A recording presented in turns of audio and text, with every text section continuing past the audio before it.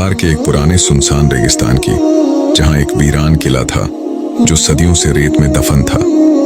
गांव वालों का मानना था कि वह किला मनहूस है और वहां जाना मना है, लेकिन एक ऊंटों वाली लड़की नूरा हर रोज अपने ऊंटों को चराकर उसी किले के पास से गुजरती थी।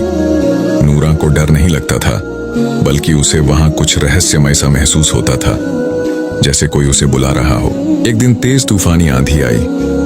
रेत ने उस पुराने किले की दीवारों को झकझोर दिया और उसमें छिपा एक पुराना कमरा सामने आ गया। जब अगली सुबह नूरा वहां पहुंची तो उसे किले की दीवार में चमकता हुआ एक सुनहरा दरवाजा दिखाई दिया। वह रुक गई, आंखों में चमक और दिल में डर के साथ उसने दरवाजे की ओर कदम बढ़ाया। जिज्ञासा में आकर नूरा ने दरवाजा खोला तो अंदर एक बड़ा और रहस्यमयी जिन दिखा। वह कमजोर था, लेकिन उसकी आंखों में गुस्सा नहीं बल्कि गहरा दुख था। जिन ने कहा, मैं इस राज्य का रक्षक था, पर एक मंत्री ने मुझे धोखे से कैद कर दिया ताकि वो खजाना खुद रख सके। अब मैं आजाद हूं, लेकिन मेरी ताकत पूरी नहीं। क्या तुम मेरी मदद करोगी? नूरा ने डरते हुए हाँ कहा।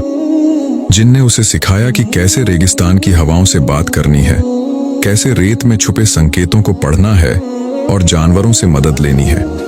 धीरे धीरे नूरा एक सामान्य ऊंट वाली लड़की से एक शक्तिशाली रक्षक बनती चली गई। अब उसका लक्ष्य था उस मंत्री को हराना, जो अब एक लालची सूदखोर बन चुका था। एक रात नूरा सूदखोर के महल पहुंची।